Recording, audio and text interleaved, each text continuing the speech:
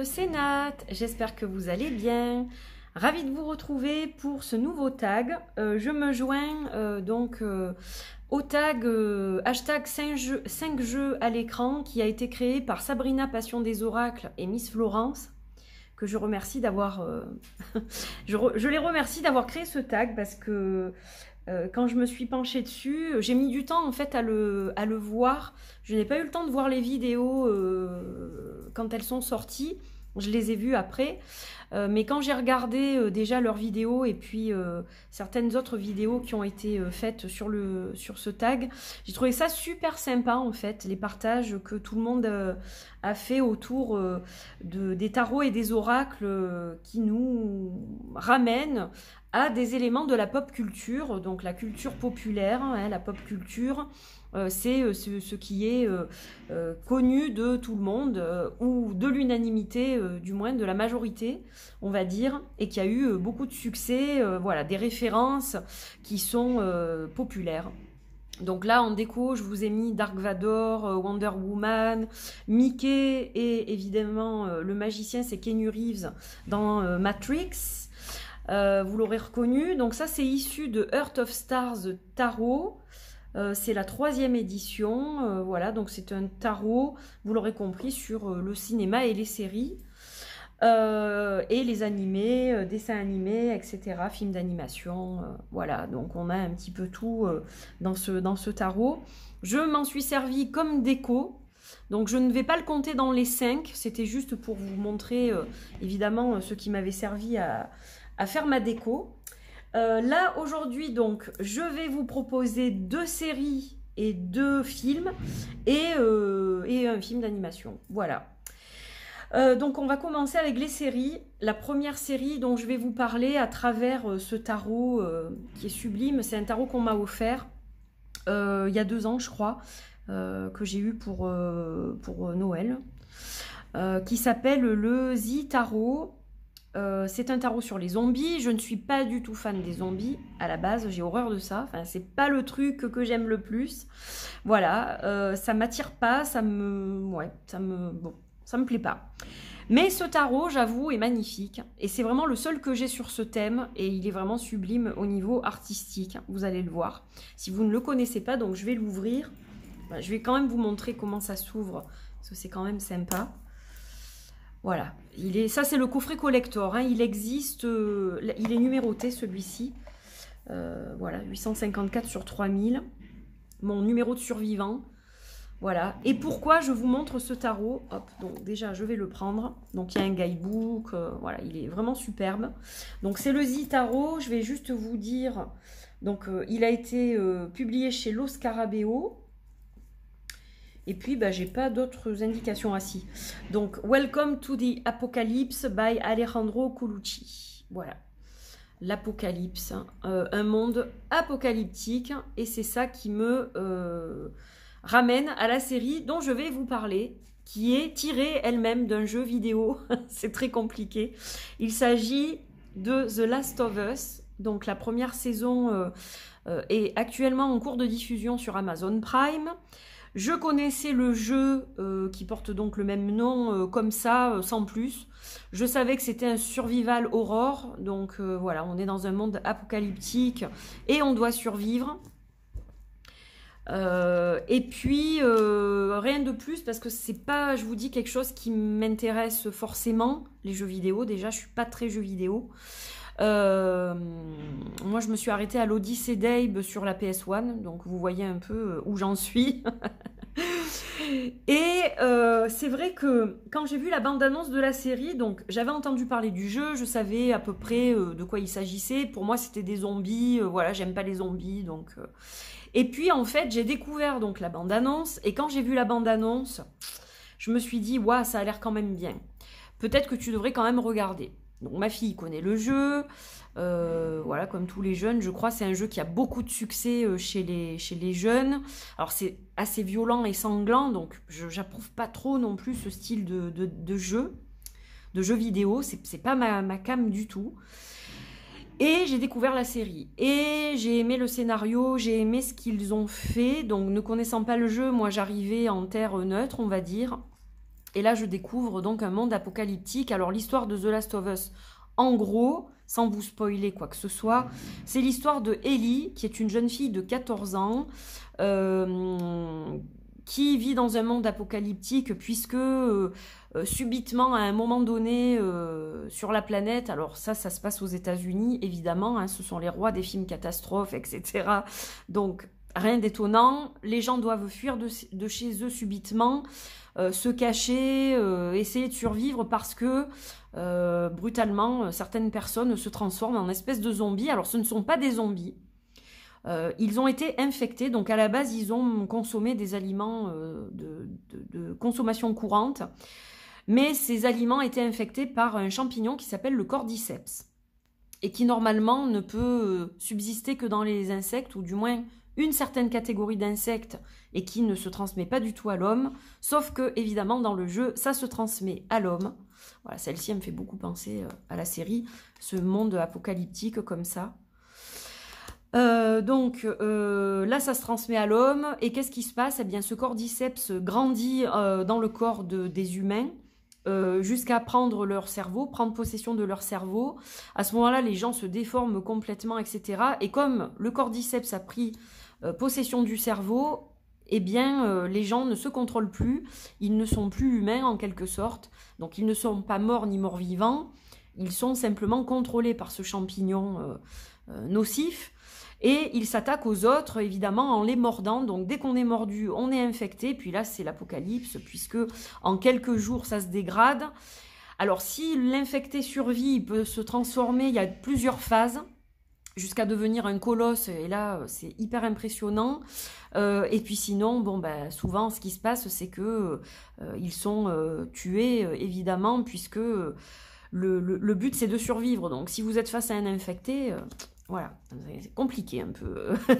Mais voilà, en gros, c'est une histoire comme ça. Donc cette jeune fille, Ellie, elle a été mordue, mais elle a survécu, et surtout elle ne s'est pas du tout transformée. Donc ben, Ellie, c'est un peu l'élu, celle qui va peut-être sauver le monde, puisqu'elle détient en elle, dans son corps, hein, probablement le vaccin contre ce cordyceps. Et donc, quelqu'un qui s'appelle Joël doit l'acheminer, cette jeune fille, à un certain endroit, la remettre à certaines personnes, pour qu'on puisse trouver une cure, un vaccin pour ce fléau. Voilà, tout simplement l'histoire. Et donc, ce tarot me fait beaucoup penser à cette série, en fait. Parce qu'on va retrouver, alors, certaines choses qui sont très belles, comme ce bébé, par exemple, et ce côté apocalyptique. C'est un peu ça tout le long, c'est-à-dire un mélange de choses très belles et de choses très, très horribles, en fait. Mais j'apprécie beaucoup la série. Voilà, je la trouve très belle, très bien faite, cruelle, dure, attention, âme sensible, s'abstenir. Cette image me fait beaucoup penser à Ellie, par exemple. Voilà, avec la maison en fond comme ça. Donc, c'est pas un tarot The Last of Us, mais il y a des choses qui me font penser au décor du jeu, à ce côté très fin du monde, etc. Et même si, là, on parle de zombies et que c'est pas le cas dans la série, on a quand même l'impression de voir un peu des êtres qui ressemblent à des zombies. Donc, c'est vrai que ça fait vraiment penser à ça. Voilà, en tout cas, il est magnifique. Et on a vraiment ce style d'image dans la série et dans le jeu, quoi. Donc, voilà. The Last of Us, âme sensible, je le répète, s'abstenir. Voilà. Si vous n'aimez pas tout ce qui est violent, sanglant, etc., j'en raffole pas non plus. Mais c'est vrai que le scénario est quand même assez bon. Les acteurs sont très bons. Même si, au niveau de la ressemblance d'Ellie, notamment, il n'y a pas de ressemblance physique avec l'héroïne du jeu. Mais bon, elle joue très bien et voilà. Donc, c'est quand même... ça tient très bien la route, quoi. Voilà. Alors, ensuite, je vais vous parler du Tales of Agnette Tarot. C'est un tarot... alors, il est spécial, ce tarot. Déjà, il n'y a pas 4 suites, mais 5, puisque les... Lucia Shields, pardon. Lucia Shields, qui a créé ce tarot, a rajouté une suite. Donc vous allez voir, les illustrations sont magnifiques. Et pourquoi je vais vous parler de ce deck aujourd'hui? Voilà, ça me permet de le ressortir parce qu'il est très très beau. C'est parce que je retrouve quelques similitudes en fait avec la série Outlander, dont je suis très fan. On a ce côté un petit peu celte, notamment avec la langue, avec les Owam également qui apparaissent sur les cartes. Voilà, on a quelque chose d'un peu du monde celte. Et souvent, quand je vois par exemple ce type d'illustration, moi je vois Jamie avec Claire, voilà, Jamie Fraser, le héros avec Claire, sa dulcinée. Et c'est vrai que voilà, c'est un deck très vibrant, très beau, qui va me faire voyager dans ce type de série. Voilà, donc j'adore Outlander et j'aime énormément ce tarot. Et c'est vrai que je rapproche tout le temps depuis le début. De toute façon, quand je l'ai acheté à la base, c'était parce que ça me faisait vraiment penser à ça. Alors après, toutes les cartes ne rappellent pas cet univers-là, bien sûr. Mais bon, voilà, il y en a certaines qui vont me ramener à cet univers-là. Et puis, bon, ben, au niveau prononciation, je ne m'y risquerai pas. Mais voilà, c'est vraiment un très très beau jeu qui est vraiment très doux, très, très joli. Et je vous dis, il y a certaines images qui vont me faire penser à la série. Voilà, donc Outlander. Il y a les animaux, on a un côté très nature. Et je sais que d'autres personnes en ont parlé dans leur tag d'Outlander. Voilà. Mais je crois que voilà, on n'a pas présenté le même jeu. Donc c'est important aussi que vous puissiez voir d'autres choses. On a tous nos particularités, donc ça c'est super. C'est ça le partage. Donc voilà les deux séries. Alors pour les films, je pense sans surprise si vous me suivez régulièrement, évidemment le tarot du Titanic. Eh oui, ça c'était une obligation. Alors, c'est pas un tarot sur le jeu, attention, c'est un tarot sur l'histoire du Titanic, mais évidemment qui va nous faire penser très fortement au film de James Cameron. Voilà, on a un superbe livre livré. Donc ça, c'est un cadeau que j'ai eu aussi et qui est sublime. Donc on a une différence entre les cartes de cours, les majeures, et les autres cartes, on a voilà, des cartes qui sont encadrées comme ça, un peu comme un tableau. Donc ça, ce sont les majeures et les cartes de cours. Et pour toutes les autres cartes, on va avoir des cartes comme ça dans des teintes de bleu, d'indigo. Donc qui sont très belles aussi. Voilà, je vais vous montrer quelques cartes de personnages. Alors, c'est vrai que même si c'est pas sur le film en lui-même, évidemment, vous allez retrouver des similitudes, des ressemblances avec certains personnages, puisque eux-mêmes ont été pris sur la réalité. Hein, donc forcément, ça va vous rappeler certains personnages du film. Voilà, on a vraiment de très jolis personnages. Très jolies cartes. C'est un très très beau tarot. Alors c'est vrai que je m'en sers pas particulièrement. C'est plus de l'affect, puisque déjà c'est un cadeau d'une personne que j'aime beaucoup. C'est une de mes amies. Et puis c'est un deck qui me ramène à mon papa, qui me fait penser à mon papa, qui était fan de ce film. On l'a vu un certain nombre de fois au cinéma ensemble, donc voilà. Tout ça fait que j'ai une tendresse particulière pour ce tarot.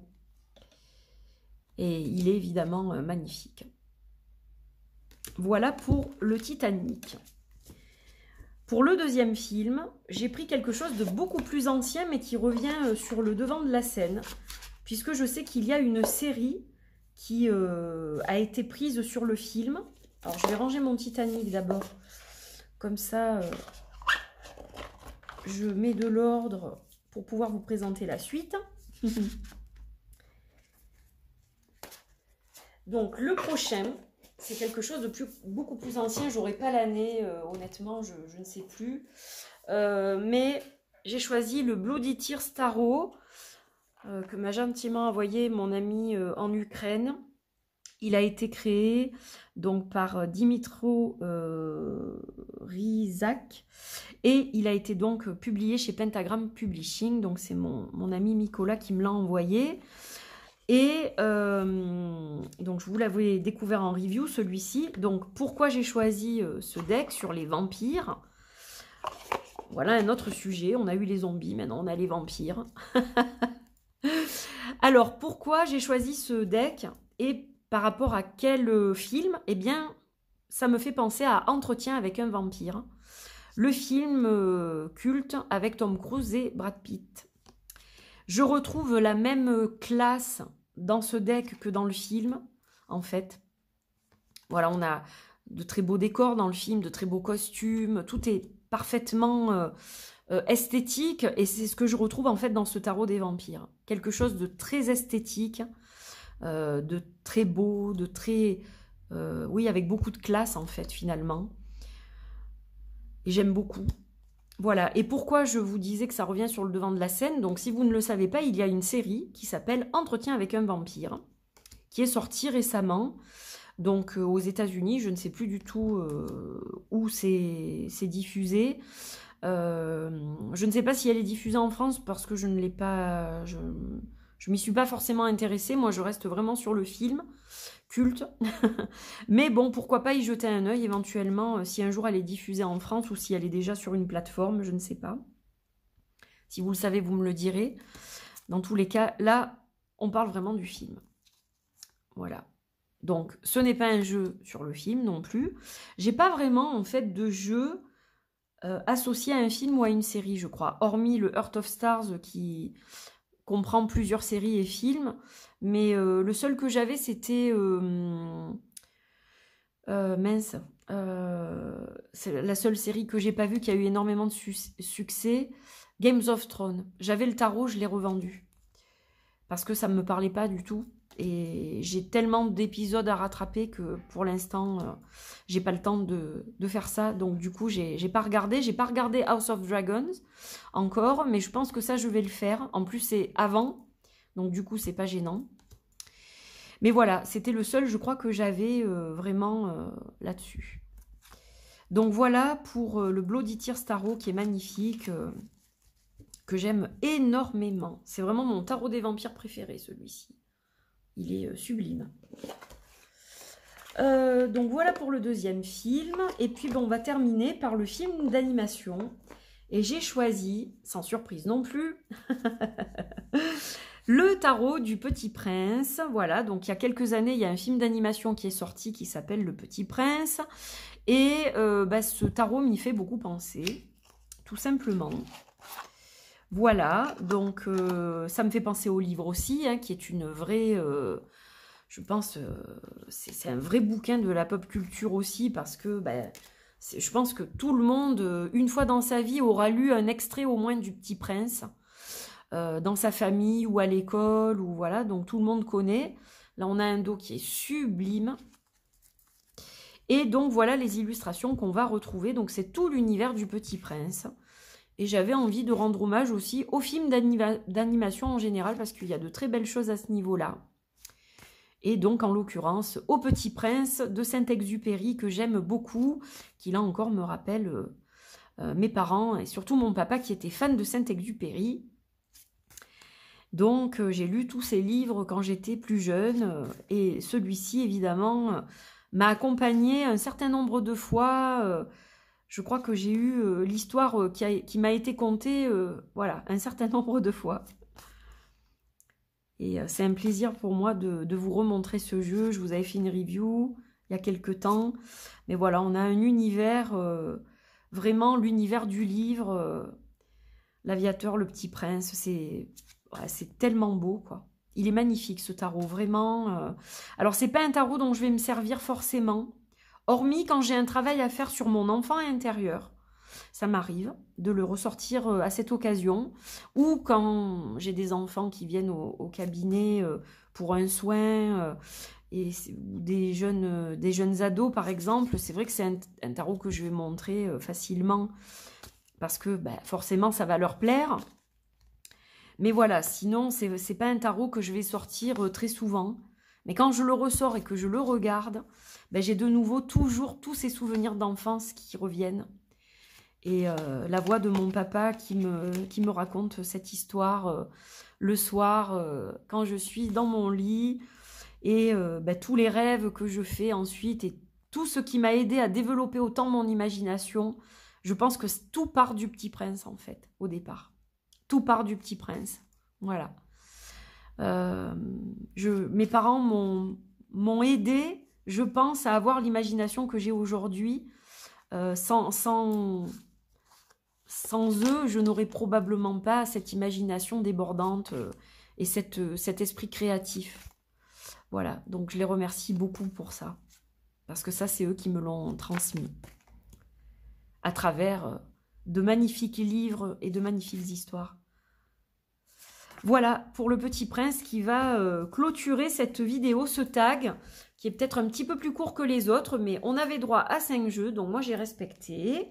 Voilà, j'ai dit non, je vais faire...